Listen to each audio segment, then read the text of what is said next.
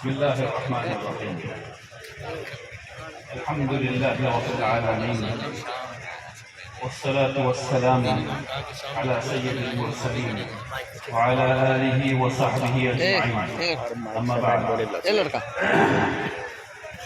علماء اعظم، محترم حاضرین، السلام علیکم ورحمۃ اللہ وبرکاتہ۔ سب سے پہلے شکر ہے اللہ سبحانہ و تعالیٰ کا، جس نے ہم سب کو یہاں جمع کیا تاکہ ہم لوگ اپنے معاشرے کے اصلاح کے سلسلے میں بات سن سکیں اور اس پر عمل کر سکیں۔ سبحان اللہ و بحمدہ، سبحان اللہ العظیم۔ اللہ سبحانہ و تعالیٰ کی حمد و ثنا کے بعد میں بہت شکر گزار ہوں آپ تمام حضرات کا اور اس جلسے کے منتظمین حضرات کا، جنہوں نے مجھے یہاں آنے کی دعوت دی۔ بارک اللہ فیکم جمیعا۔ آج کا جلسہ اصلاح معاشرہ کے موضوع پر ہے۔ اس موضوع پر بات کرنے سے پہلے میں 3 گزارشات آپ کے سامنے رکھنا چاہتا ہوں۔ اس میں سب سے پہلی بات یہ ہے کہ میں یہاں آج آخری مقرر نہیں ہوں۔ میرے بعد آپ کو علماء اکرام سے سننا ہے اور ان کی باتوں پہ عمل کرنا ہے۔ میں اپنے وقت کی حد کی وجہ سے اور ذاتی کام کی وجہ سے یہاں آپ سے جلد رخصت لے لوں گا، اپنی بات کہہ کر چند منٹ میں یہاں سے چلا جاؤں گا، لیکن آپ انشاءاللہ یہاں تشریف رکھیے اور علماء اکرام کی بات سنیے اور اس پر عمل بھی کیجیے۔ دوسری بات جو اس سے زیادہ اہم ہے وہ یہ ہے، جب دوسری طرف اٹھایا جائے گا تو جو سب سے پہلا سوال ہونا ہے وہ نماز کے بارے میں ہونا ہے۔ نماز کیسی تھی؟ اگر وہ اس کا جواب ٹھیک مل گیا تو باقی سب ٹھیک ہوگا۔ اب میں آپ سے جاننا چاہتا ہوں کہ آپ میں سے کتنے لوگ آج فجر کی نماز پڑھنے والے ہیں؟ کچھ لوگوں نے ہاتھ نہیں اٹھایا ہے، ان کو بھی اٹھا لینا چاہیے۔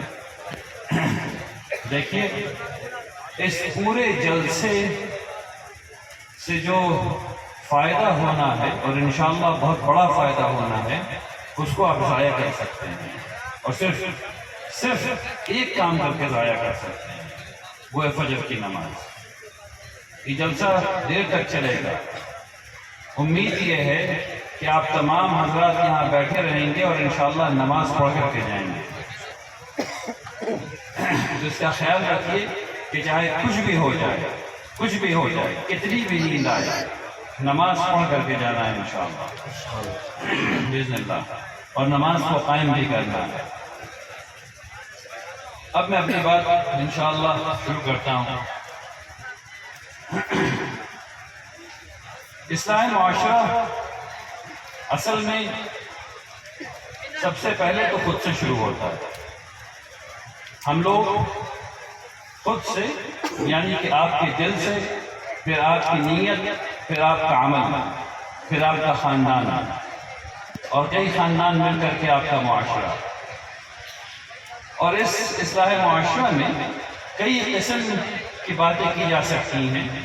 انفرادی طور پر کیا کرنا چاہیے، خاندان کی سطح پر کیا کرنا چاہیے، معاشرے کی سطح پر کیا کرنا چاہیے۔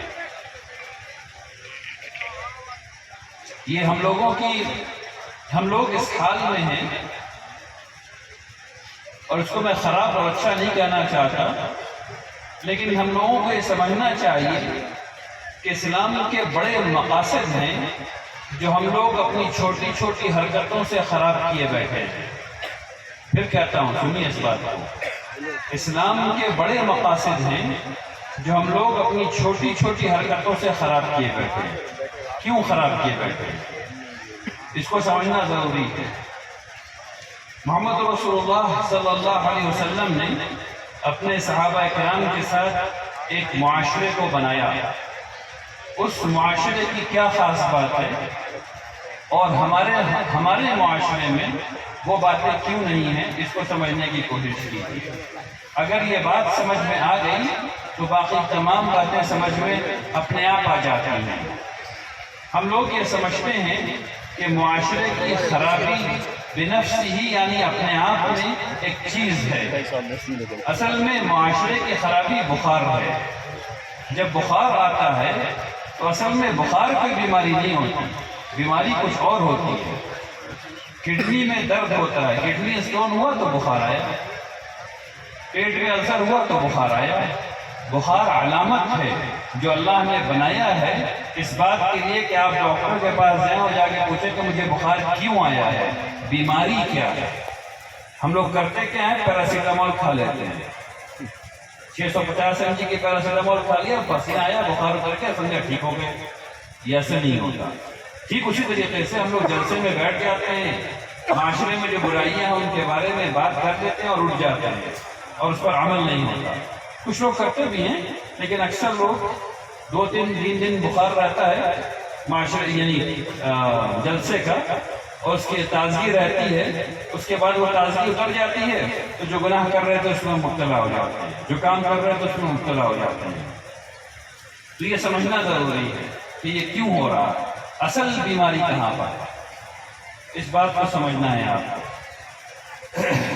دیکھیے، مکان آپ کا ہے، آپ نے بنایا ہے، آپ اس مکان کے مالک ہیں۔ کتنی عجیب بات ہوگی کہ آپ کا پڑوسی آپ سے کہے کہ یہ مکان میرا ہے، اس میں میں رہوں گا۔ تو وہ جو یہ بات کر رہا ہے آپ کا پڑوسی، یا تو وہ آپ سے مذاق کر رہا ہے، یعنی تفریحاً آپ سے اس نے یہ بات کہہ دی ہے، اور یا پھر اس کے پاس دنیا کی اتنی طاقت ہے کہ وہ آپ کے گھر میں زبردستی آپ کی اجازت کے بغیر رہنا چاہتا ہے۔ اگر وہ ایسا کر گزرا ہے تو اس نے آپ پر ظلم کیا ہے، آپ مسکین ہیں، آپ مظلوم ہیں، آپ کی دعا اللہ تک پہنچے گی، سماوات کو چیر کر کے پہنچے گی، کیونکہ آپ مظلوم ہیں۔ تو جس طرح مکان پر آپ کا حق ہے، آپ اس میں داخل ہو سکتے ہیں، آپ اس سے نکلتے ہیں۔ کبھی ایسا نہیں ہوتا کہ آپ مکان سے پوچھ کر اس میں داخل ہوتے ہیں۔ آپ چیزوں کو خریدتے ہیں، اس کے مالک بن جاتے ہیں، پھر اس چیز پر حکم آپ کے چلتا ہے۔ یہاں پر بہت سے لوگ فون لیے ہوئے اور ویڈیو بنا رہے ہیں، فون آپ نے خرید لیا ہے، فون آپ کی ملکیت ہے۔ اب اس فون کو کب آن کرنا ہے آپ اپنے دوست سے پوچھ کر کے آن نہیں کرتے۔ آپ کا جب جی کرتا ہے آپ اس کو آن کرتے ہیں، جب جی کرتا ہے آف کرتے ہیں، جب جی کرتا ہے اسے ویڈیو لیتے ہیں، جب جی کرتا ہے فون کرتے ہیں۔ ایسا ہی ہے نا، کوئی اور طریقہ تو نہیں ہے۔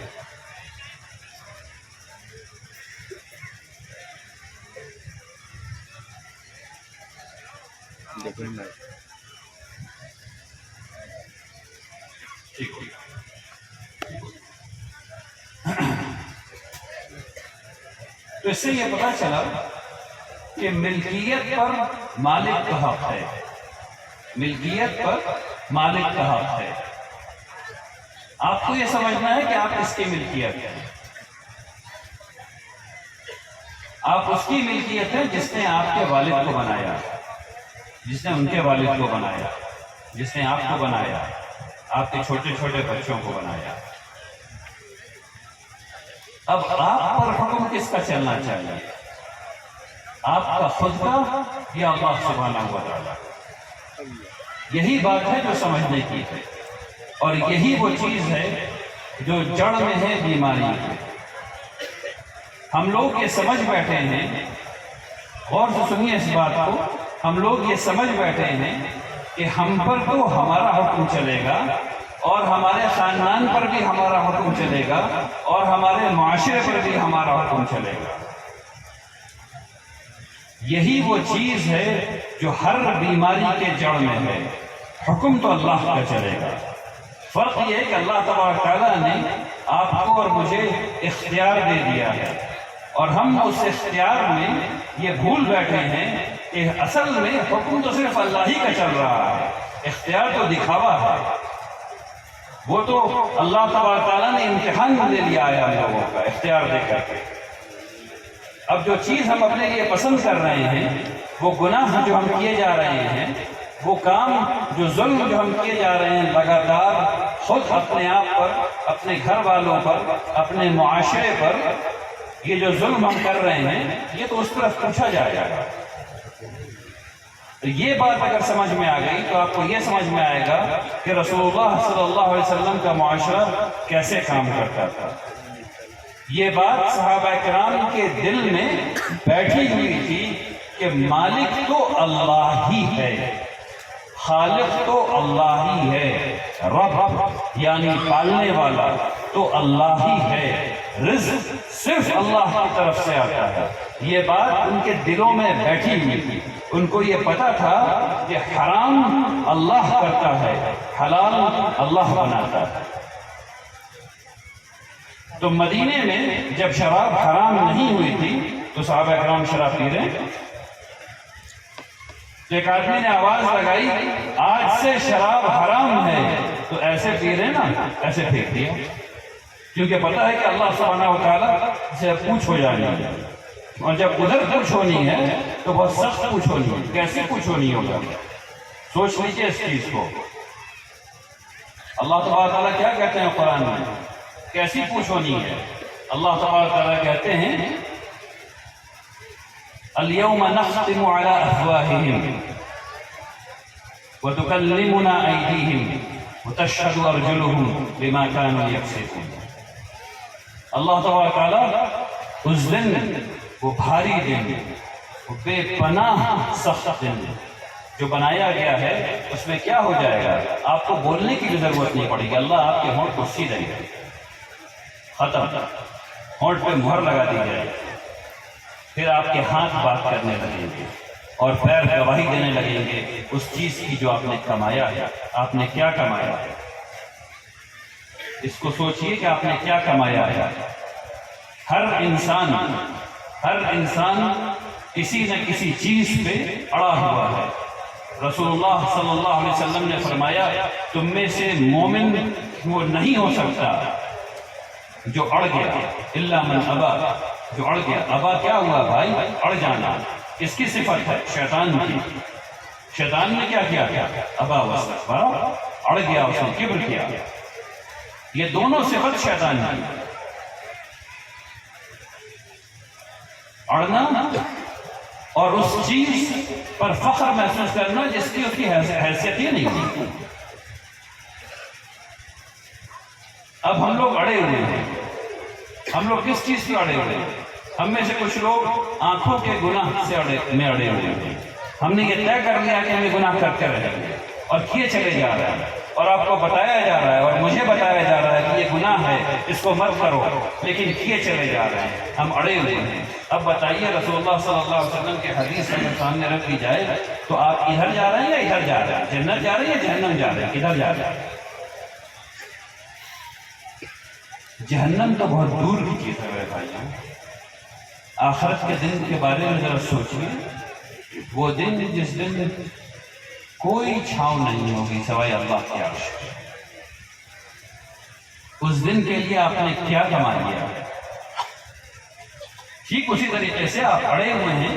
آپ ہاتھوں سے گناہ کر رہے ہیں، میں پیروں سے گناہ کر رہا ہوں. ہم لوگ لگاتار کسی نہ کسی گناہ میں اڑے ہوئے ہیں. اس چیز سے جو ہمارے لیے فتنہ بنا دی گئی ہے، وہ چیز جو ہمارا امتحان ہے. ہم لوگوں کو اپنی اس چیز کو دیکھنا پڑے گا.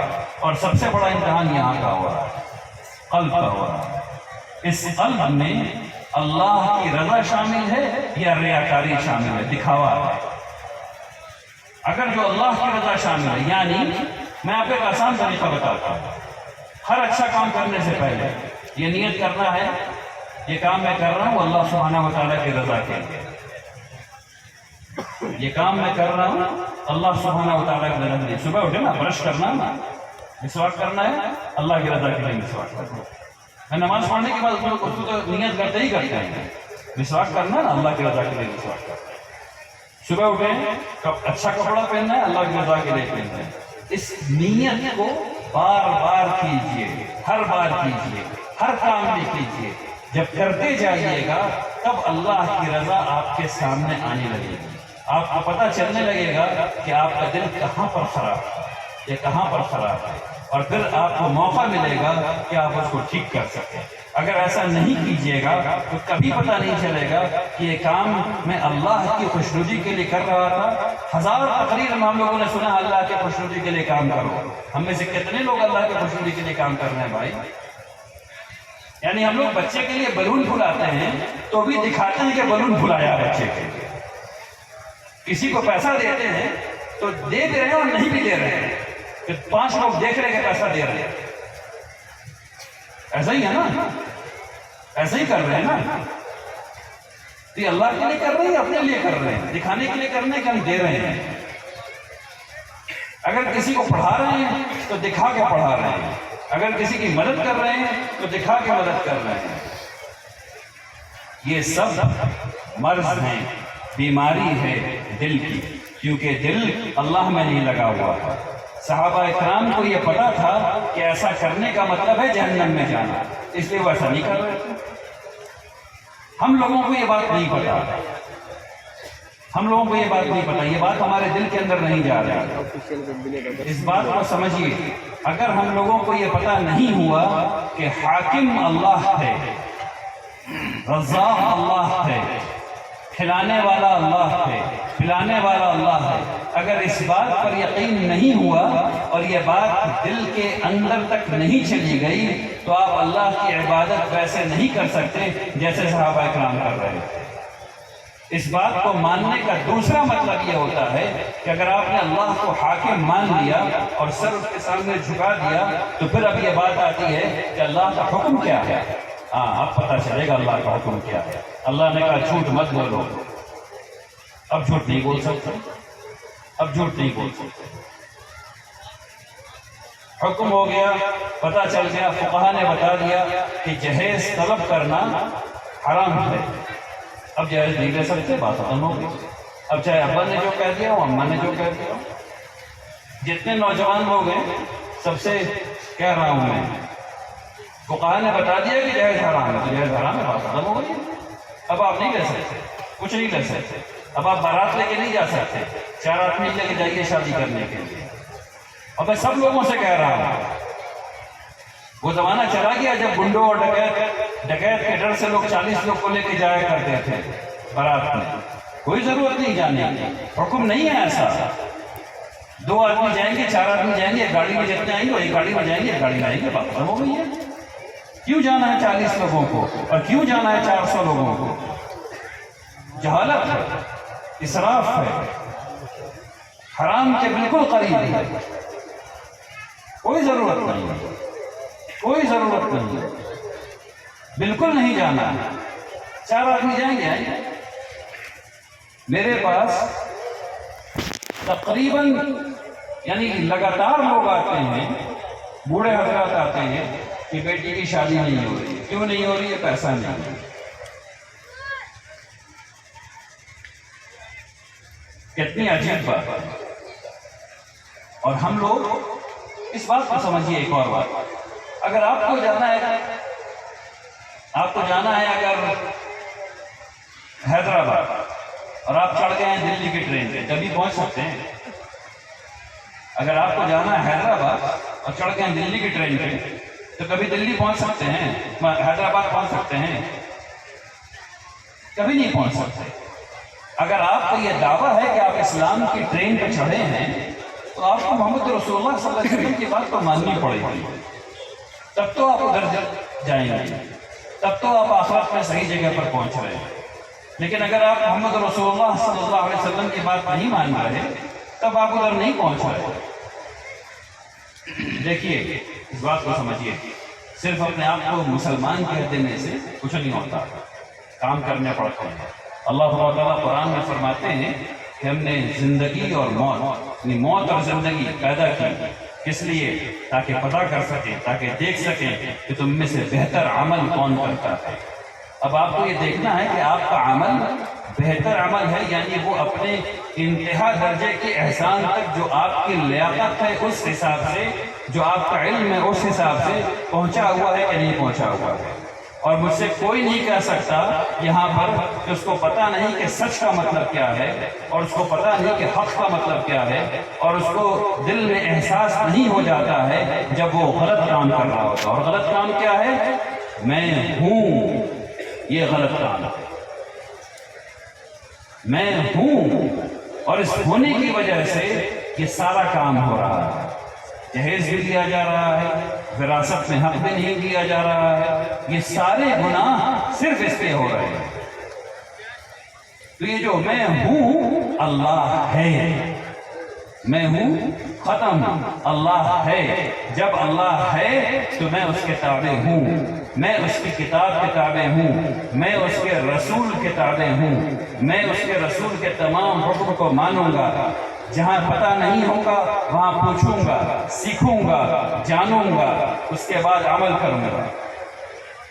ہر وہ چیز رسول اللہ صلی اللہ علیہ وسلم نے ایک دم آسان سا ٹیسٹ بتا دیا ہے۔ اگر آپ کوئی کام کر رہے ہیں اور آپ کے دل میں اڑن آئی ہلکی سی، جان لیجئے کہ گناہ ہے۔ اگر آپ کام کر رہے ہیں کوئی بھی اور آپ کے دل میں ذرا سا خیال آئے کہ یہ غلط ہے، ٹھیک ہے نا، جان لیجئے کہ گناہ ہے، مت کیجیے۔ جائیے کسی عالم کے پاس پوچھیے کہ یہ کام کرنے والا ہے کہ نہیں۔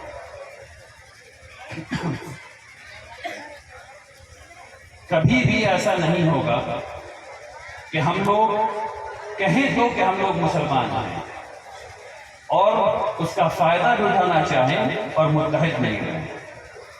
یاد رکھیے اس بات کو، کبھی بھی ایسا نہیں ہوگا کہ ہم لوگ یہ کہیں تو کہ ہم مسلمان ہیں اور اس کا فائدہ اٹھانا چاہیں۔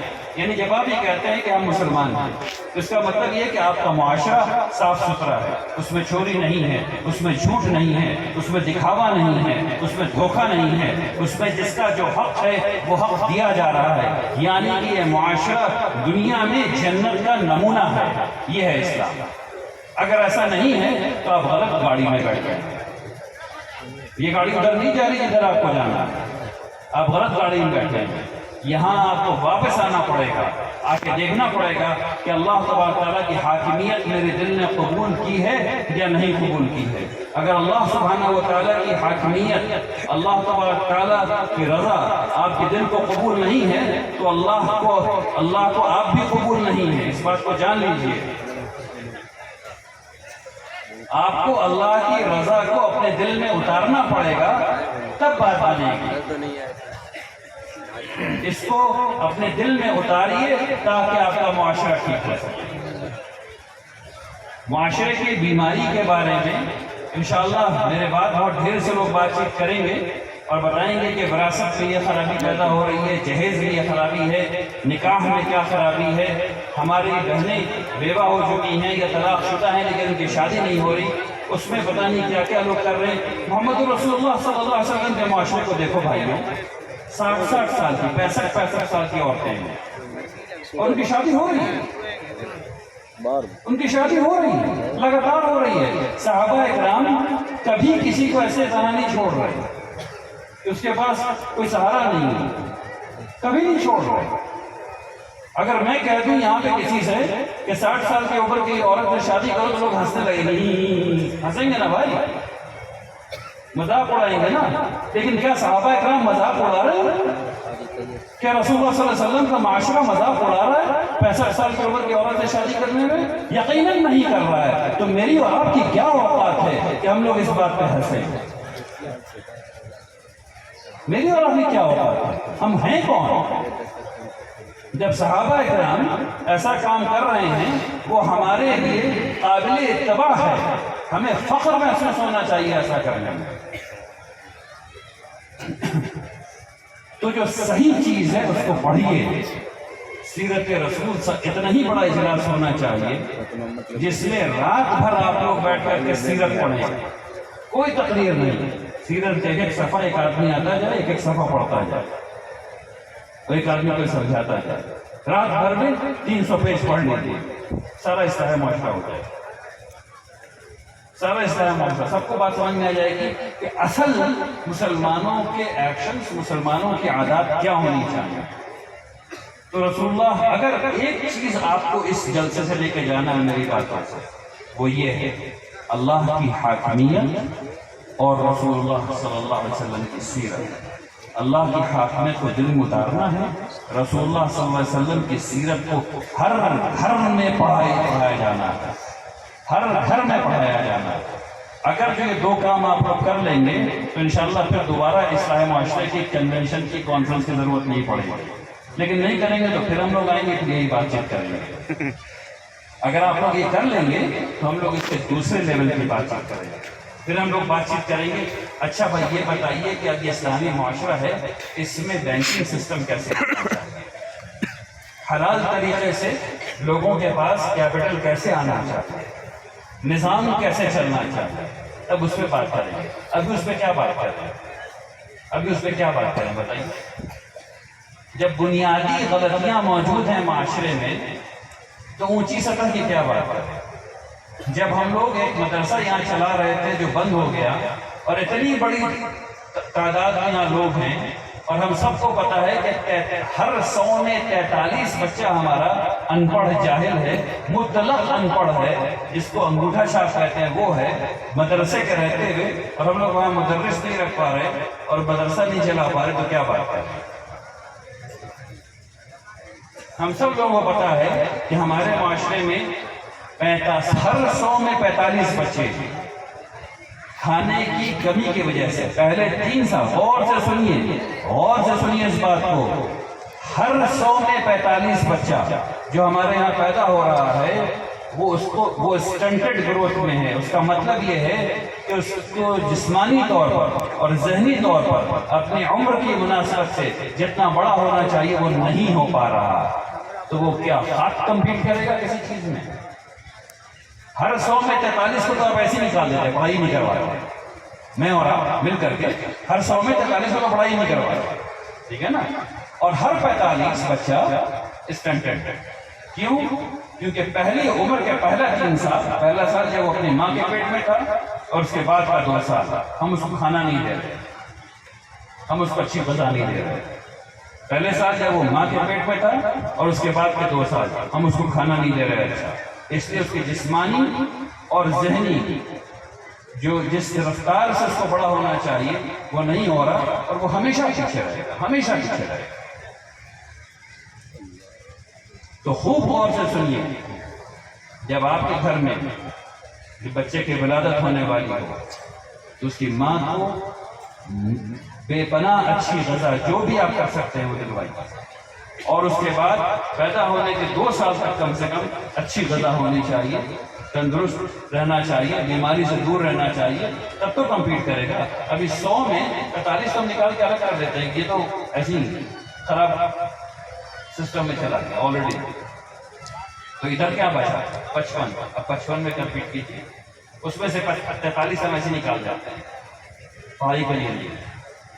تو ان سب چیزوں پہ غور کیجیے، انشاءاللہ اللہ تبارک تعالیٰ ان چیزوں کو ہم لوگوں کے لیے آسان بنائے کرنا۔ آخر میں پھر ایک بار دہرا دوں کہ میں یہاں سے آپ لوگوں سے رخصت لوں گا، آپ لوگ یہاں تشریف رکھیے، علماء کرام کے وعظ کو سنیے، اس سے مستفید ہوئیے، اس پر عمل کیجیے انشاءاللہ۔ میں دعا کرتا ہوں کہ اللہ تبارک تعالیٰ ہم سب لوگوں کو اس اجلاس سے یہ توفیق عطا فرمائے کہ ہم لوگ اللہ تبارک تعالیٰ کی حاکمیت کو قبول کر سکیں۔ اللہ تبارک تعالیٰ ہمارے دلوں کو اسلام کے لیے کھول دے انشاءاللہ۔ وآخر دعوانا الحمدللہ رب العالمین۔